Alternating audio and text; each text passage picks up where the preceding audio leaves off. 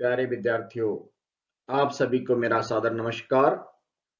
मैं डॉक्टर हरिभजन प्रियदर्शी, प्रवक्ता हिंदी, राजकीय कन्या वरिष्ठ माध्यमिक विद्यालय मलोट, जिला श्री मुक्तसर साहिब, पंजाब। आज आप सभी के समक्ष एक नए अध्याय को लेकर उपस्थित हुआ हूं और वह 12वीं कक्षा के विद्यार्थियों हेतु शिव मंगल सिंह सुमन द्वारा लिखी गई कविता मानो बनो मानो जरा।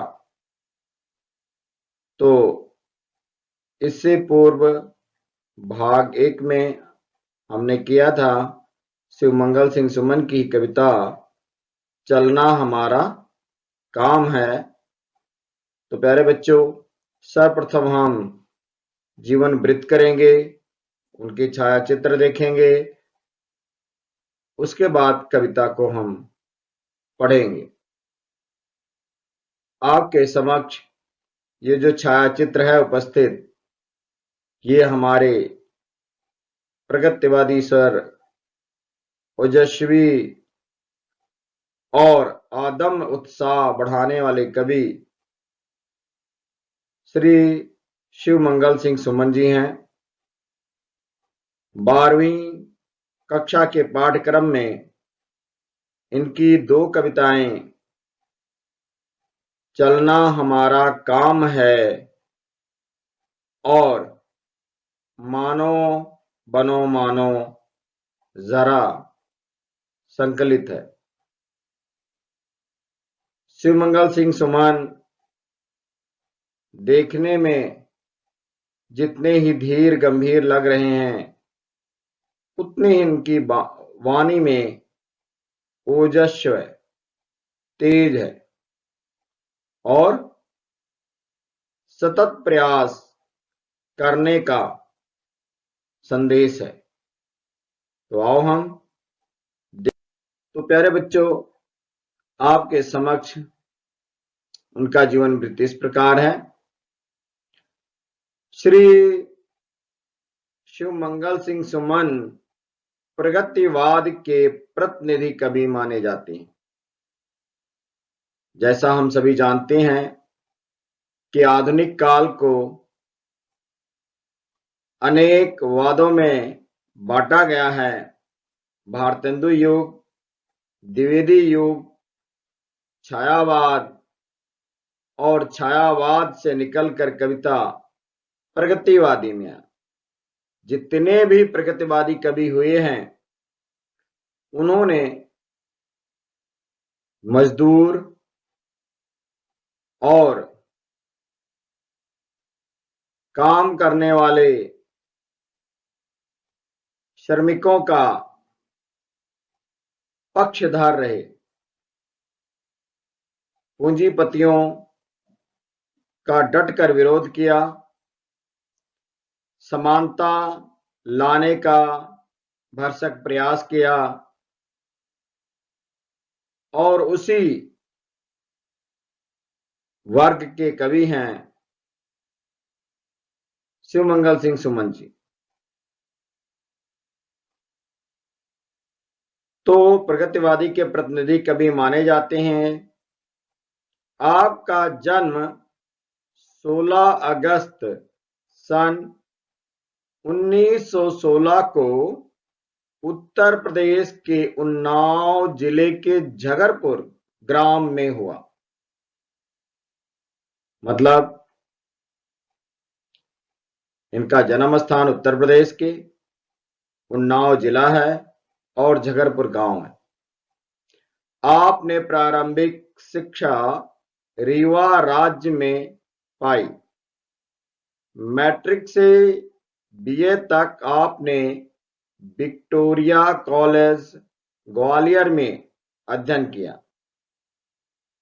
फिर आपने हिंदी में एमए तथा डीलिट की उपाधि हिंदू विश्वविद्यालय वाराणसी से प्राप्त की। डीलिट का अर्थ होता है प्यारे बच्चों डॉक्टर ऑफ लिटरेचर। साहित्य की दृष्टि से सबसे उच्च डिग्री है।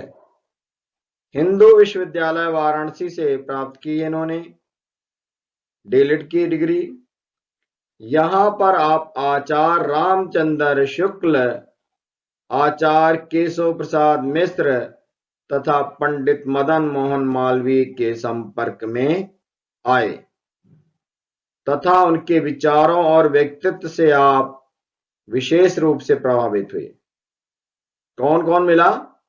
आचार्य रामचंद्र शुक्ल, उच्च कोटि के साहित्यकार, आचार्य केशव प्रसाद मिश्र और पंडित मदन मोहन मालवीय। और आपको पता होना चाहिए, जैसे संगत तैसे रंगत। तो इस प्रकार से शिवमंगल सिंह सुमन अपना जीवन को आगे बढ़ाते हुए सुमन जी ने प्रणय गीत भी लिखे, लेकिन इनका विशेष महत्व इनकी प्रगतिवादी रचनाओं के कारण है। प्रणय का अर्थ होता है प्यारे बच्चों प्रेम गीत, लेकिन इनकी पहचान प्रगतिवादी रचनाओं के कारण है। अपने संकलन जीवन के गान की भूमिका में कवि ने इस सत्य को स्वीकारा है उनके शब्दों में, क्योंकि पुरानी मध्यवर्गीय मिथ्या कल्पनाओं और सपनों को तोड़कर अब नई सृष्टि के सपनों को कार्य रूप में परिणत करने वाली मानवता के सामूहिक कार्य में अपना योगदान देने का प्रयत्न कर रहा हूं। मैं भी संघर्ष का एक अंग हूं और उसमें सक्रिय भाग लेने के लिए, उनका अभिन्न अंग बनने के लिए मैं सजग हो उठा। ऐसा लिखते हूं अपने बारे। इस प्रकार इनकी कविताओं में असंतोष है, क्रांति के स्वर देखने को मिलते हैं। उनकी प्रमुख रचनाओं में जीवन के गान के अतिरिक्त प्रणय, सृजन, हिलोल पर आंखें नहीं भरी प्रसिद्ध है। सुमन जी की भाषा सरल, प्रभावशाली और शैली में गति है। प्यारे बच्चों, जो कविता हम पढ़ने जा रहे हैं, सर्वप्रथम उसका पाठ परिचय देखते हैं। इस कविता का मूल भाव है क्या और इसमें कवि क्या कहना चाहता है। मानो बनो मानो जरा, ये कविता सुमन जी के काव्य संग्रह जीवन के गान से ली गई है। कवि इसमें आत्मनिर्भर होने की बात करता है। आत्मनिर्भर, जो सबका मुंह ताका करते मिली उन्हें मझधार है, बनो स्वावलंबी जीवन में तो निश्चित ही उद्धार है। स्वावलंबी बनने के लिए कहा, आत्मनिर्भर बनने की बात कही है। किस कविता में? मानो बनो मानो जरा। अश्रु बहाने या किसी के आगे हाथ फैलाने का कोई लाभ नहीं। अपने आंसुओं को यूं ना बहाओ। किस लिए भाई? किस लिए अपने आंसुओं को बहाना? बताओ। नहीं बहाना चाहिए, कभी भी नहीं। आत्मनिर्भर बनो, स्वावलंबी बनो। इसीलिए तो मैंने आपको पंक्तियां सुना दी। बनो स्वावलंबी जीवन में तो निश्चित ही उद्धार है। कहते हैं अश्रु बहाने या किसी के आगे हाथ फैलाने का कोई लाभ नहीं है। अपने आंसुओं को यूं ना बहाओ, धरती का कण कण इस संवेदना से भर दो। अगर जलना ही है तो पृथ्वी के कल्याण के लिए जलो, ताकि मानवता तुम पर गर्व सके। कल्याण के लिए जलने की बात करते हैं ताकि ये समस्त सृष्टि और मानव तुम पर गर्व कर सके। भाषा बहुत ही सरल है। सहज भाषा में इस कविता को प्रस्तुत किया है हमारे शिवमंगल सिंह सुमन जी ने। तो आगे हम पढ़ते हैं इनकी कविता। मानो बनो मानो जरा। देखो प्यारे बच्चों, है भूल करना प्यार भी, है भूल ये मनहार भी, है भूल करना प्यार भी, है भूल ये मनहार भी, पर भूल है सबसे बड़ी, करना किसी का आसरा। मानो बनो मानो जरा। इसमें शिवमंगल सिंह सुमन जी कहते हैं कि भाई मेरे, सबसे बड़ी भूल है किसी व्यक्ति को प्यार करना, और उससे भी सबसे बड़ी भूल क्या है? खुशामद और चापलूसी करना। लोग अपने स्वार्थ हल करने के लिए चापलूसी करते हैं। लोग अपना काम निकलवाने के लिए खुशामद करते हैं। कहते हैं ऐसा कभी नहीं करना, जीवन में किसी की खुशामद नहीं करनी है। कहते हैं और तो और ये जो मानव है ना, इस सृष्टि का सबसे उत्तम जीव है, और उत्तम जीव होने के कारण क्या नहीं कर सकता ये मानव। कहते हैं करना किसी का आसरा, पर भूल सबसे बड़ी है। सबसे बड़ी जो भूल है क्या है? वो है किसी व्यक्ति का सहारा करना, किसी पर आश्रित रहना। ये सबसे बड़ी भूल है मानव की। मानव बनो मानव जरा। क्यों भूल है? हमें मान लो किसी व्यक्ति ने सहारा दे दिया, लाठी दे दी, जब उसने अपना सहारा खींच लिया तो हम धड़ाम से नीचे गिर जाएंगे प्यारे बच्चों। जब किसी ने किसी को कह दिया कि मैं आपका एक कार्य करवा दूंगा और आप उस पर आश्रित हो गए, तो क्या होगा? जब उसने नहीं कराया तो आप औंधे मुंह गिर जाओगे, मतलब कहीं के नहीं रह जाओगा। जब कहीं के नहीं रह जाओगे तो इसीलिए शिवमंगल सिंह सुमन जी कहते हैं, भाई मेरे, सबसे बड़ी भूल जीवन की होती है किसी का सहारा लेना और किसी पर आश्रित लेना। जीवन में आत्मनिर्भर बनो, जीवन में स्वावलंबी बनो, अपना कार्य स्वयं करो, किसी पर निर्भर ना रहो। ऐसा कहते हैं शिवमंगल सिंह सुमन जी। चलो आओ हम अगली पंक्तियों को देखते हैं। प्यारे बच्चों, इन पंक्तियों में शिवमंगल सिंह सुमन जी क्या कहते हैं, आओ हम पढ़ते हैं और इनके अर्थ को समझते हैं। अब अस्त्र दिखलाओ नहीं, अब हाथ फैलाओ नहीं, हुंकार कर दो एक जिससे थर थरा जाए धरा। मानो बनो मानो जरा। प्यारे बच्चे देखो, इस सृष्टि में सबसे उत्तम जीव कौन है? मानव। अब मानव सृष्टि का सर्वोत्तम जीव है, तो ये बताओ, क्या मानव को आंसू बहाना शोभायमान लगता है? शोभा देती? नहीं शोभा देती ना। जब शोभा नहीं देता आंसू बहाना, तो हम आंसू बहाएं क्यों, अश्रु बहाएं क्यों यार? प्यारे बच्चों, सृष्टि के सर्वोत्तम जीव और दूसरों के आगे हम हाथ फैलाएं नहीं।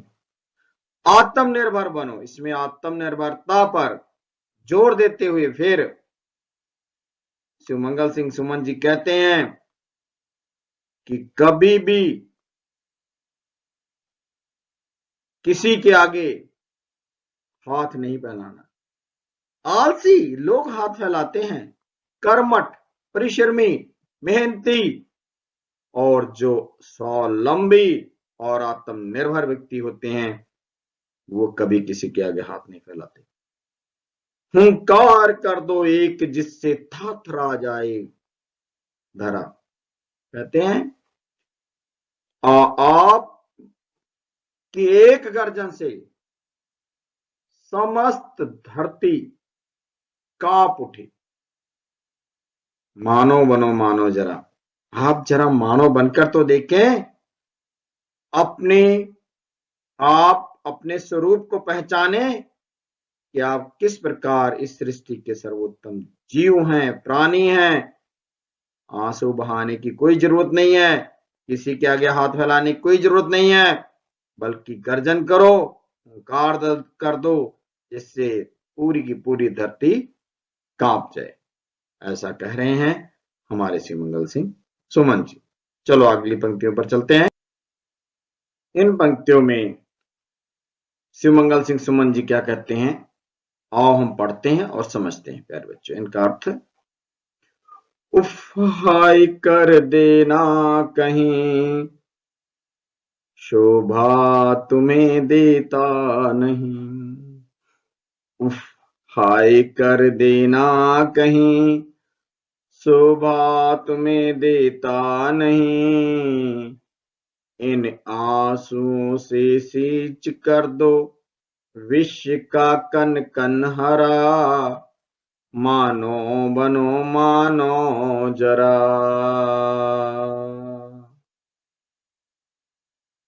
क्या कहते हैं शिवमंगल सिंह सुमन जी? कवि ने स्पष्ट शब्दों में कहा है कि कष्ट में करहना चिल्लाना बंद कर दो, कोई जरूरत नहीं। मुसीबत जितनी मर्जी आ जाए, कभी तोबा तोबा मत करो। ये तुम मानो हो और मानो होने के नाते तुम्हें सुशोभित नहीं कर, बिल्कुल नहीं। बल्कि तुम्हें क्या करना चाहिए, जो इन आंसुओं से सींच कर विश्व के कन कन को हरा कर दो। इन आंसुओं से सींच कर दो विश्व का कन कन हरा, अर्थात धरती का कन कन अपनी संवेदनाओं से भर दो। आंसू नहीं बहाना, बिल्कुल नहीं बहाना। अतः हे मनुष्य, तुम मानो बनो,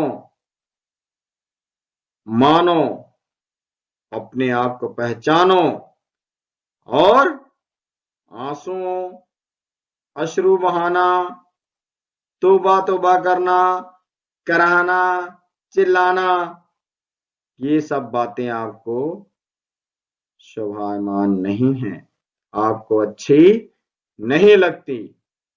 ये संदेश इन पंक्तियों में हमें दे रहे हैं कौन? हमारे कवि शिवमंगल सिंह सुमन जी। चलो प्यारे बच्चों, अगली पंक्तियों में क्या कहते हैं शिवमंगल सिंह सुमन जी, हम उनको देख।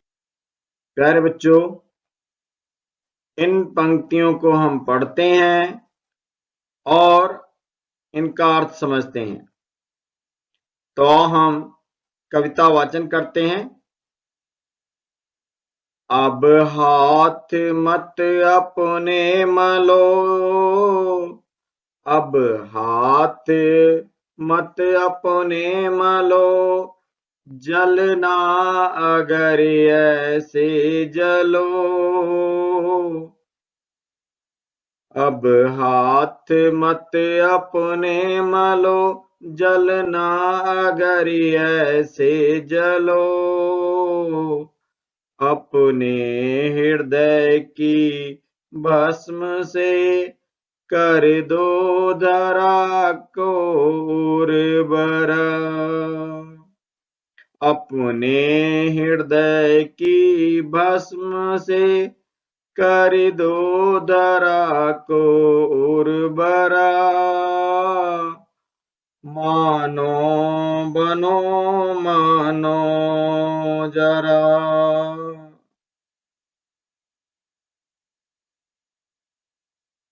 कवि कह रहा कि अब पछताने का कोई फायदा नहीं। हाथ मलना मुहावरा है बेटा। हाथ मलना मुहावरे का अर्थ है पछतावा करना। कहते जीवन में कभी भी पछतावा नहीं करना चाहिए, बल्कि इस प्रकार से जलो। किस प्रकार से जलना है? ऐसे कार्य करने हैं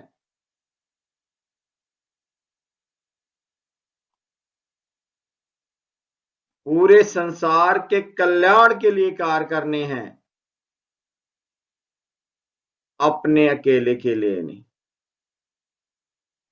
अपने हृदय की भस्म राख से इस पूरी पृथ्वी का को उपजाऊ बनाना है। अब भी कहने का क्या मतलब है कि जीवन में ऐसे कार्य करने हैं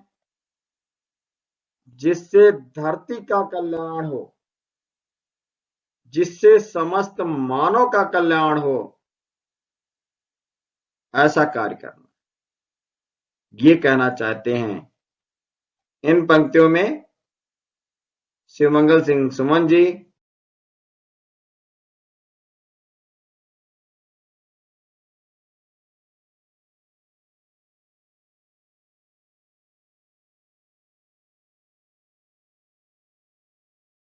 मानव बनो मानव जरा। हे मानव, मानव बनकर मानव के कल्याण के लिए, वसुदेव कुटुंबकम के लिए जियो और जीने दो। बात यह है। तो प्यारे बच्चों, आगे हम चलते हैं अगली पंक्तियों में। यही खत्म होती है हमारी, लेकिन कुछ प्रश्न उत्तर जो पेपर में पूछे जाते हैं उन पर भी हम चर्चा करेंगे। तो चलो आगे। प्यारे बच्चों, अक्सर पेपर में प्रश्न पूछे जाते हैं और उनके 4 विकल्प दिए जाते हैं। उन 4 विकल्पों में से कोई एक विकल्प सही होता है। ऐसे प्रश्न पेपर में आते हैं। तो मैं 3 प्रश्न लेकर उपस्थित हुआ हूं, क्योंकि परीक्षा में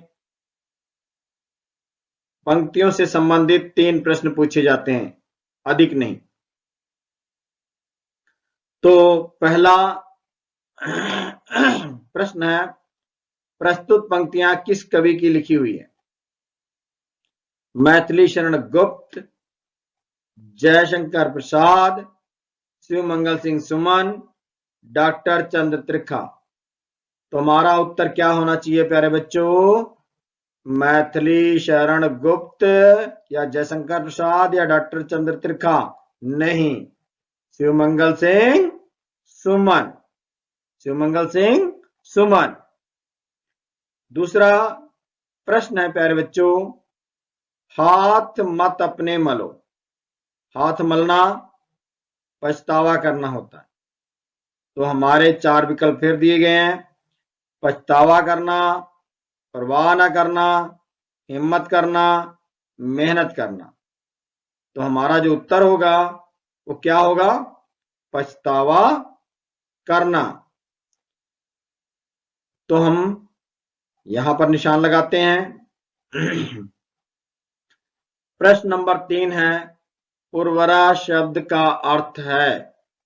उर्वरा का अर्थ बताया था जब मैंने आपको कविता पढ़ाई थी, तो वहां पर बताया था उपजाऊ। तो 4 विकल्प फिर दिए गए हैं। कौन कौन से हैं?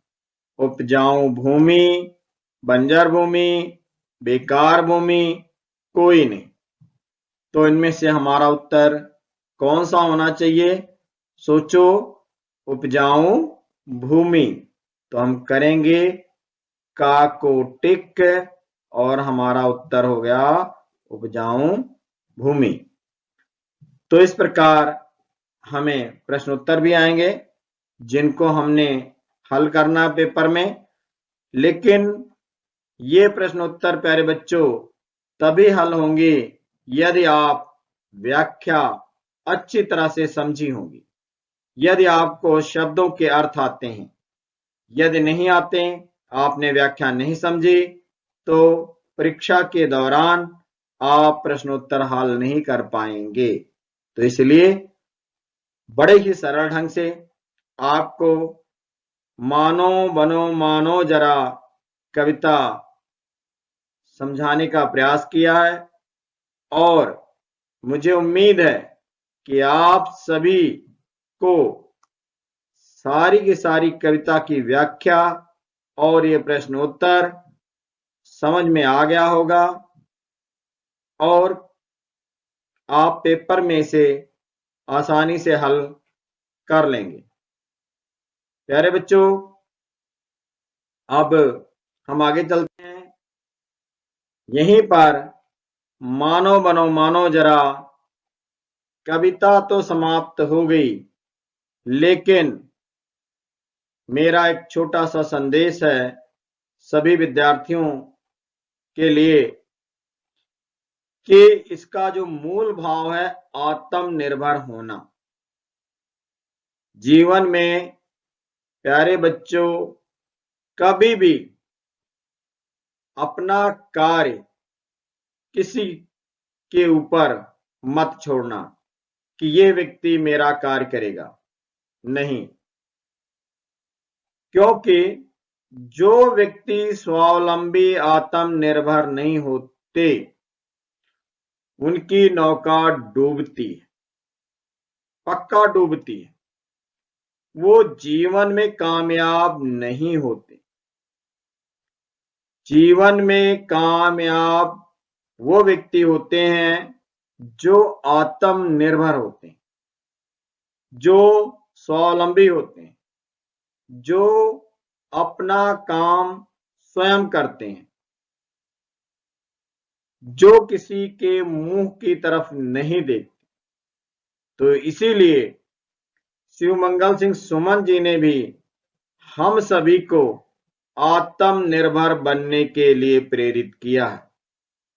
तो हम यही शिक्षा लेंगे कि आप सभी परीक्षा के दौरान भी आत्मनिर्भर रहना, किसी अपने साथी के ऊपर निर्भर होकर मत जाना कि आपका मित्र कोई आपकी मदद करेगा, नहीं। इसलिए मेहनती बनो, कर्मठी बनो, स्वावलंबन की भावना ले आओ और देखो फिर मंजिल आपके कदमों में होगी। आप जितने बड़े लक्ष्य को निर्धारित कर लें वो सभी लक्ष्य आपको प्राप्त हो जाएंगे। है कौन सा कार्य जो व्यक्ति के बस में ना हो? तभी तो मानो बनो मानो में मानव को अपने स्वरूप, अपने अस्तित्व को पहचानने की बात कही है कि इस सृष्टि के सर्वोत्तम जीव तुम हो। जब इस सृष्टि के सर्वोत्तम जीव तुम हो तो मानव का कल्याण करो, मानव के भलाई के लिए जिए और पूरे सृष्टि विश्व को एक वसुधैव कुटुंबकम की भावना से इसका कल्याण करें। यही इसमें कहना चाहते हैं शिवमंगल सिंह सुमन जी। तो प्यारे बच्चों, मैं यही विराम देता हूं। आप सभी का बहुत बहुत हार्दिक धन्यवाद और पुनः फिर मिलेंगे एक नए अध्याय के साथ। धन्यवाद।